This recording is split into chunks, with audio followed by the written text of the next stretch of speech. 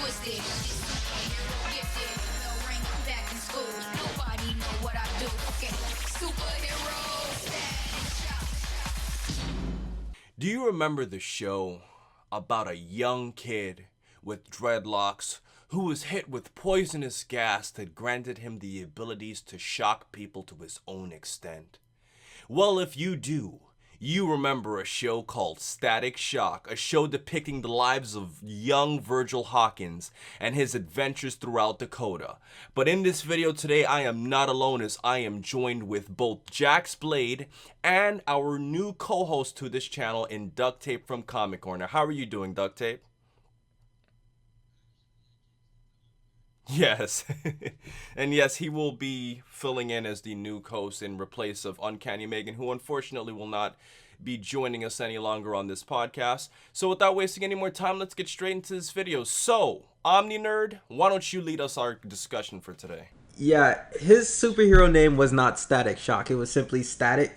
And how he got his powers was he was kind of in a gang, like he was kind of not really in, but was in a gang. And during a big, fight, the police came and just threw in this poisonous gas. And it was meant to tag every person in the gang war, right?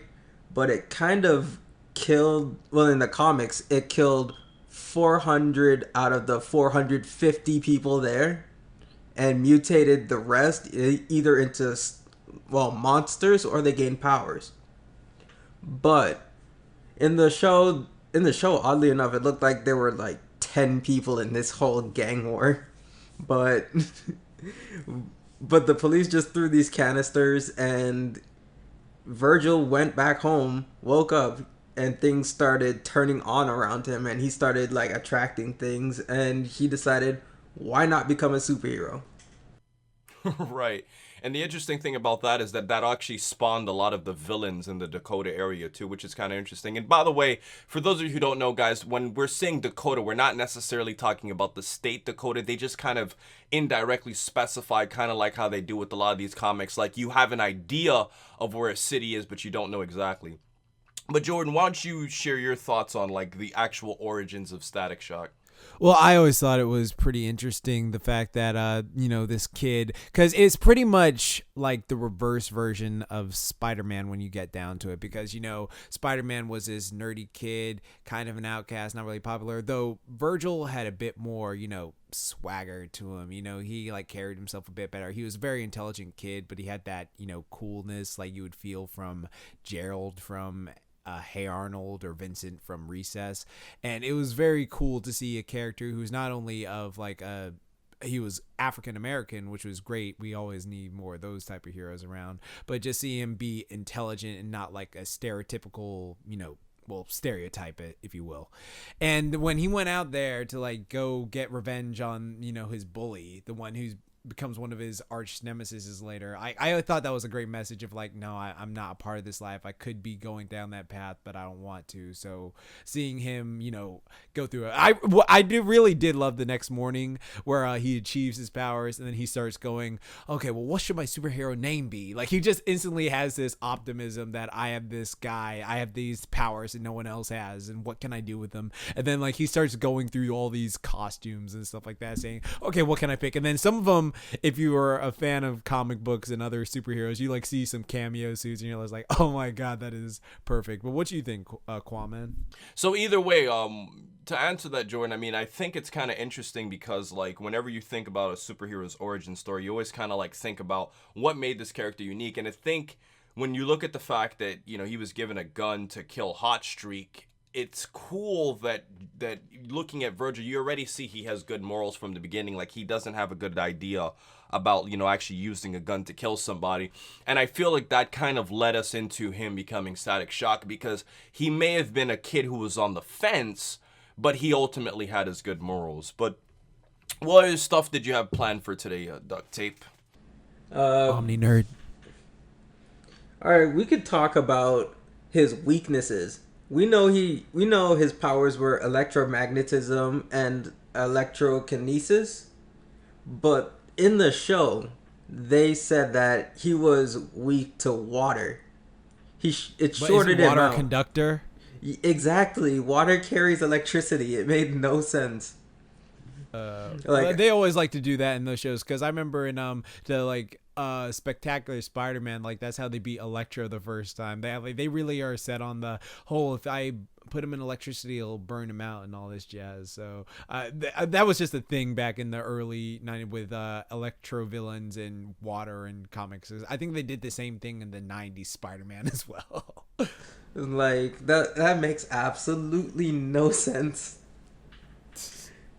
Like, even didn't Pokemon even cover that like way back exactly.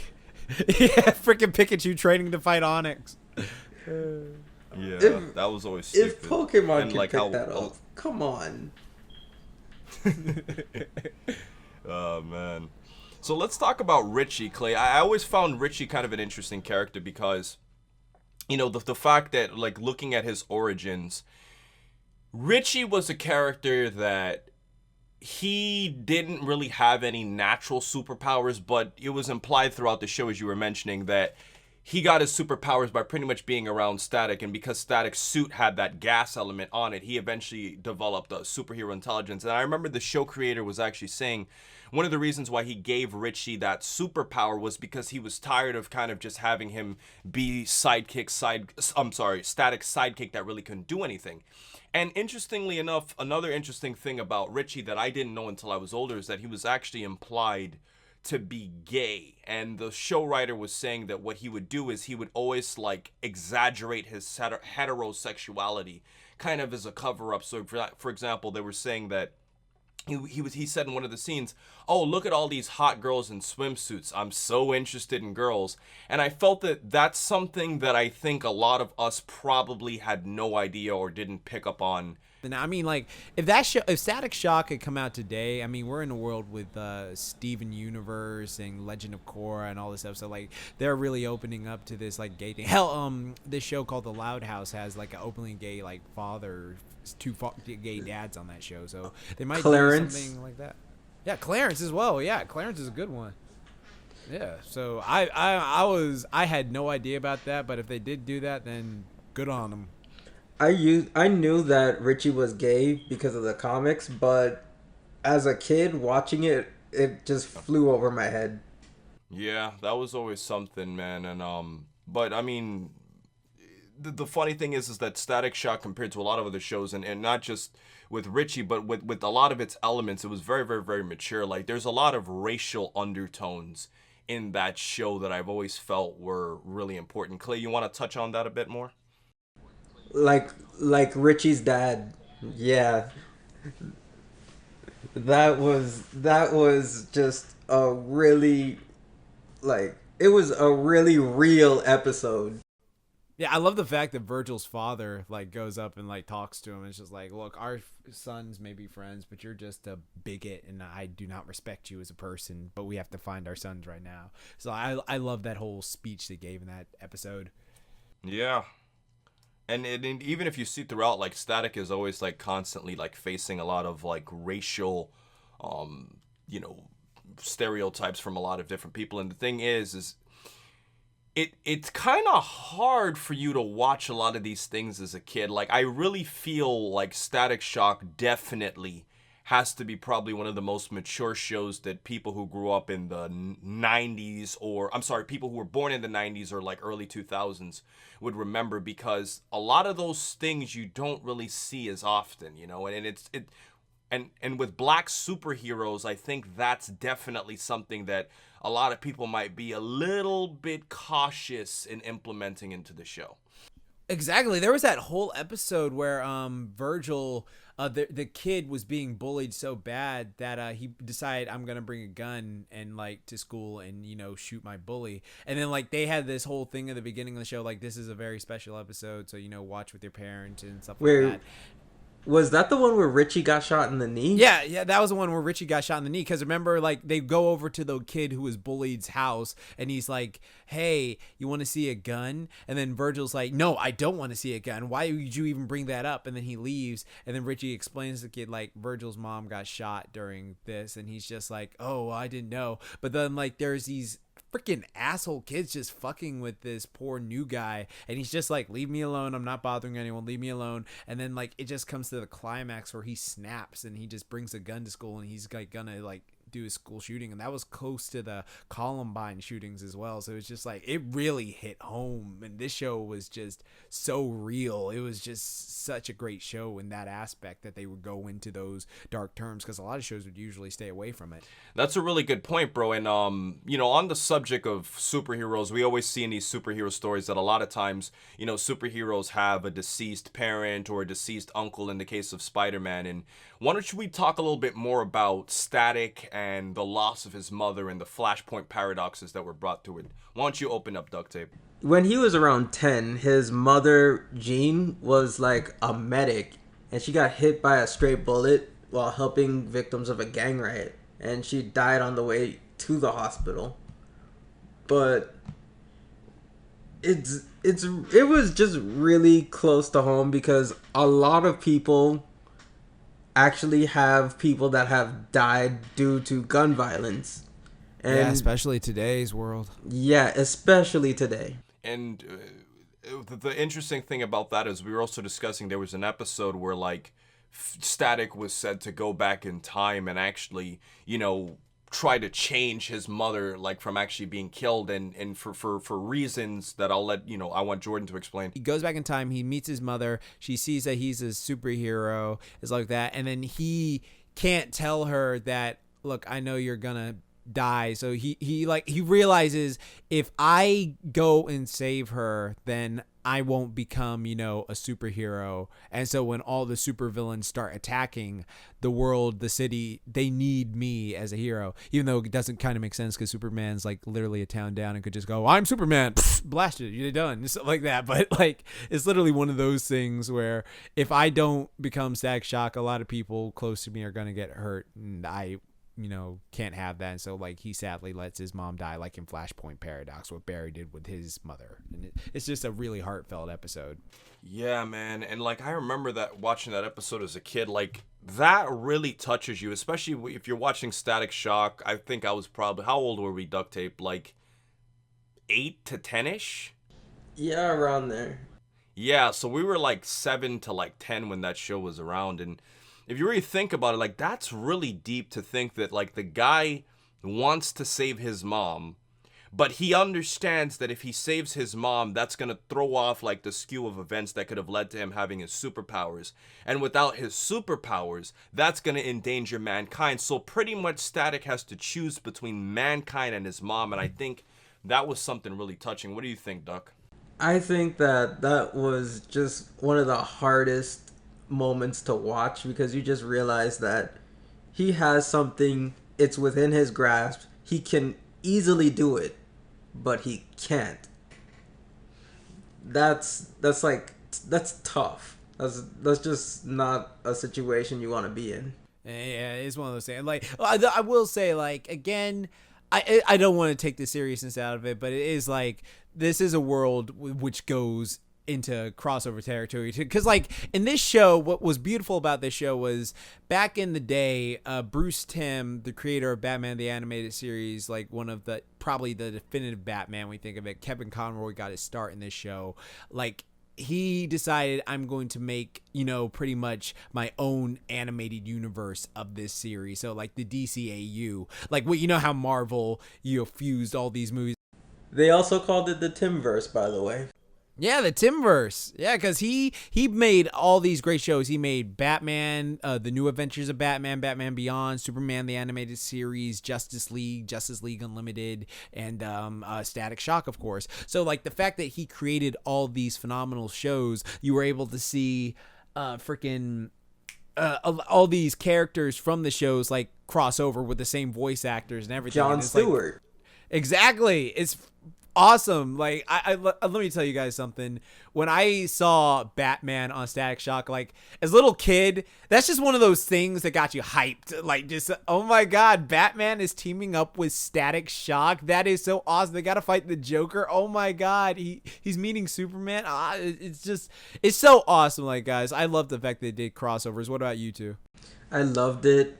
The one thing that pissed me off is that they mentioned the Teen Titans and didn't do a crossover. Oh yeah, I know that would have been. How do you think they would have gone about that though? Because Teen Titans, even though it was a DC animated show, it was a far different art style, and it was different Robin and all that. Like it was Dick Grayson doing the Robin in Teen Titans, and then it was Tim Drake in the new Batman the animated series. So I was really wondering how they would have did that. So what do you guys think they would have did if they did that crossover? Just got all the voices from the Teen Titans and bring them on? I mean, they have a bunch of characters that are parts of small teams around the world in Teen Titans. Yeah, Titans East. Mm-hmm. I mean, he's in the Teen Titans in the comics. I mean, and he's also in the Teen. Well, not in the Teen Titans, but the Young Justice here. Oh, sorry for getting you. Yeah, he's not in the New 52's Teen Titans, even though he was supposed to be. But that's fine. You might want to explain that, Clay, about the New 52 versus the New 52 Teen Titans sucks ass. Well, I mean, but what exactly is the New 52? The New 52 is pretty much what happened after the Flashpoint Paradox, but thanks to DC Rebirth, it seems that Dr. Manhattan somehow changed the timeline, so the New 52 isn't exactly the Flash's fault, it's Dr. Manhattan's fault, so get ready to see Dr. Manhattan versus Superman or something. That'd be interesting. I want to see that. That's gonna be fun. So on the subject of speaking about the villains and stuff, one thing that I always found interesting is that there was an episode where Shaq actually comes into the show, and I think this was probably the biggest celebrity they had to get on Static Shock. Pretty much Shaq and his dad were friends from back in the day. He used to work with his dad's camp. And you actually see Kangor and Fowl and all of the other villains coming around, and Shaq actually helps fight them off with Static, and eventually Shaq actually finds out who Static is. And the interesting thing about that is that Shaq finds out, but at that time Static's sister and his dad, Sharon, both of them, they actually didn't know that Static actually had superhero powers. And I found that kind of interesting because they eventually find out, but the whole thing with Shaq is that Shaq was kind of making a cameo guest appearance because of the fact that around this time Shaq played in an excellent movie by the name of Steel. No, stop yourself. Go kill yourself, just bro. Stop yourself. Stop. Okay. Oh my god. It's you think he's a fantastic actor. I've seen those Gold Bond commercials. No, yeah, let's green egg and ham it, yo. Nah, Yeah. I'm just messing around.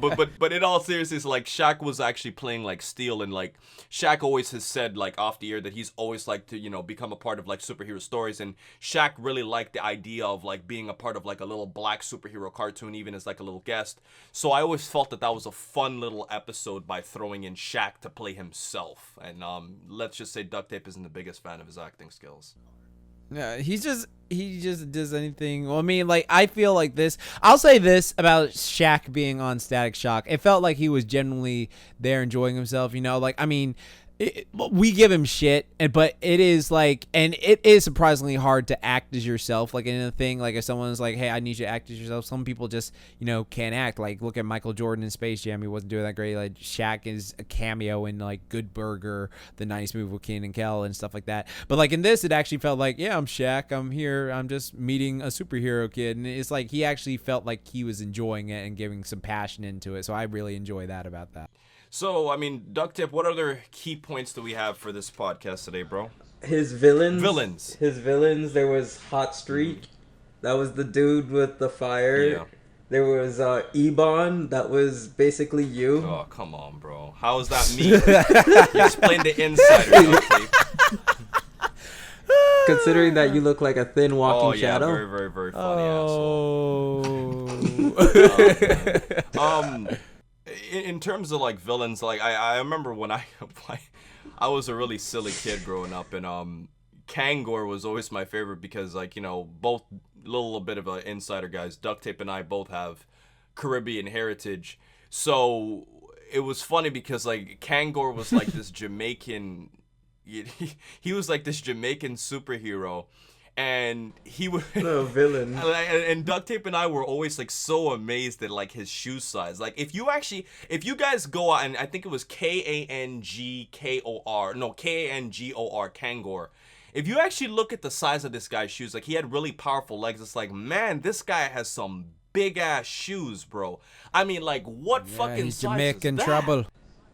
It's like Nike must be having a field day. I really wonder about Yes. like the actual like director, like who, or like sorry, the artist who like designed Kangor and like decided to give him shoes that big. It's like, man, I don't think anybody could support that. But it was obvious that they were like playing him on a Kang. It's Kangaroo. like, do you use bed sheets for socks? Come on. It was amazing. And on the subject of heroes, I think we should also mention really quickly Anansi. Now, for those of you who are watching our podcast, Anansi was pretty much like this African superhero. Pretty much what happened is Static and his family were going over to Ghana for vacation, and pretty much Anansi comes into the story. You want to expand on that, Duck? Basically, he was kind of like Spider-Man, but not really, because all he could do was walk on walls. He was like Mysterio and Spider-Man put together, but not It was so funny. much Spider-Man. Yeah, it was funny because, you know, Virgil, like, when he comes on the bus, because, like, there's a whole scene where they're on the train and these bank robbers are robbing it, and then Anansi shows up, and then Virgil's like, hit him with a web blast! And he does the Spider-Man pose, and he's like, I am not that type of spider. And it's just like, he starts fighting again. I thought it was good. If I remember right, his character, the Anansi, is supposed to be African folklore, like something about a trickster. He often takes the shape of a spider, and there's just a bunch of stories about him. And his design was awesome, in my opinion. But, you know, just since we're nearing the end of this podcast here, I wanted Duct Tape and Jordan and I to touch on two more quick issues. What did you guys think of the actual ending for Static Shock? Like, the way it ended? Like, were you satisfied or what?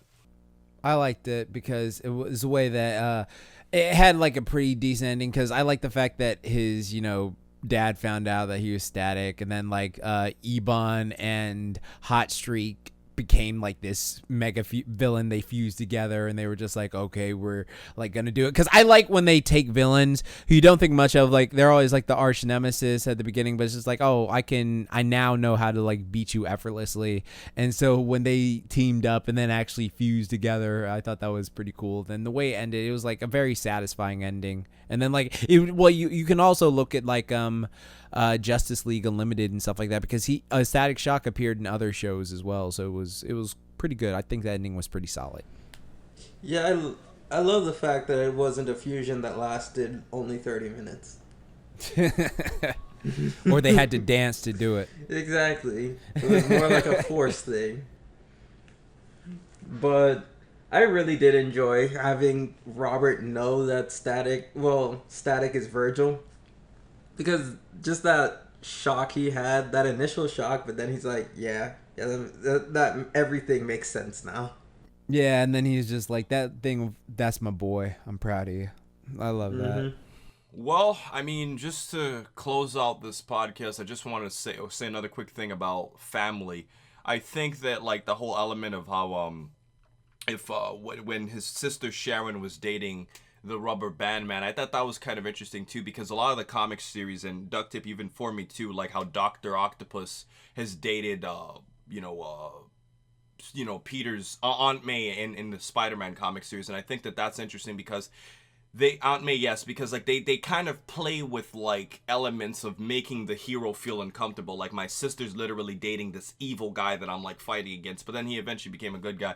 I felt that was one interesting element that they played with the show, and it really made you think a lot as a kid. But to close out this podcast, guys, how well do you think Static Shock holds up? I personally think that it's because of the mature elements, because of the animation, which I felt was pretty good, and I think because of the vast array of villains and the unique character of both Virgil and Richie themselves, I think the show holds up fantastically. And I think that, you know, even though it might look a little bit dated today in terms of its looks, I think it's phenomenal, and any 90s baby or early 2000s baby would have loved this show, or even today.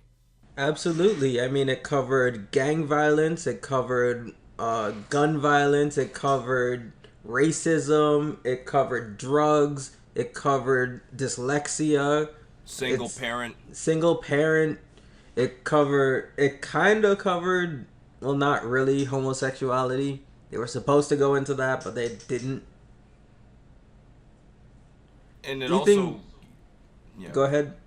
No, I was just gonna say it also covered the whole element of the Flashpoint thing too with his mom. Like that. Yeah, was time paradoxes. Yeah. If it came back now, I think it would be pretty popular.